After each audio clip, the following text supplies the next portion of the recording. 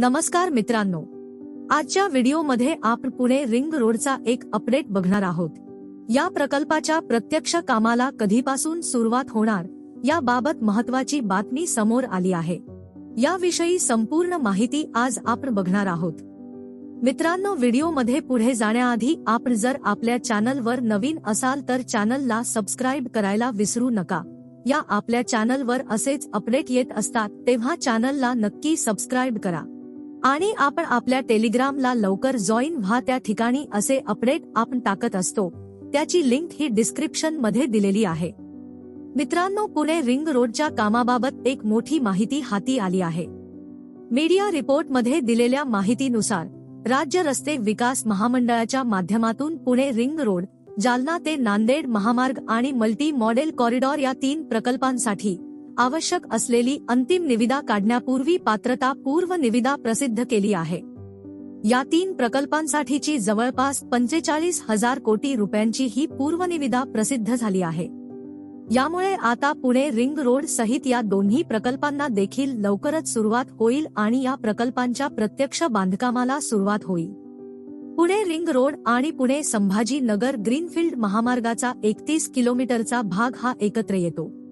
म्हणजेच 31 किलोमीटर लांबीचा भाग सामायिक असल्याने हा भाग राष्ट्रीय महामार्ग प्राधिकरण NHAI यांच्या माध्यमातून विकसित करण्याचे ठरले आहे। यामुळे राज्य रस्ते विकास महामंडळाचा पैसा वाचणार आहे।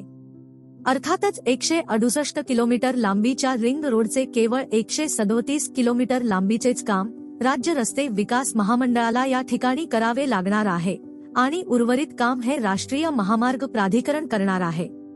एकंदरीत पुणे रिंग रोडसह अन्य 2 महामार्गांच्या कामासाठी आवश्यक पूर्वनिविदा नुकत्याच प्रसिद्ध झाल्या असल्याने रिंग रोडचे काम जलद गतीने आता मार्गी लागेल आणि यामुळे पुणेकरांचे आणि पिंपरी चिंचवड वासियांचे स्वप्न लवकरच प्रत्यक्षात उतरेल आणि हे दोन्ही शहर वाहतूक कोंडी मुक्त होतील असा आशावाद व्यक्त होत आहे।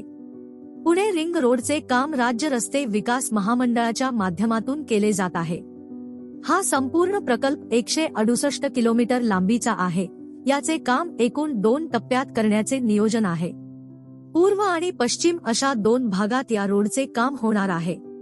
राज्य रस्ते विकास महामंडळाने याचे काम जलद करण्यासाठी नियोजन आखले असून यासाठी आवश्यक भूसंपादनाचे काम देखील आता जवळपास अंतिम टप्प्यात आले आहे। हा रस्ता पुरंदर, भोर, मावळ, मुळशी, खेड या 5 तालुक्यांमधून जाणार असून या प्रकल्पासाठी जवळपास 27,000 कोटी रुपयांचा खर्च अपेक्षित आहे।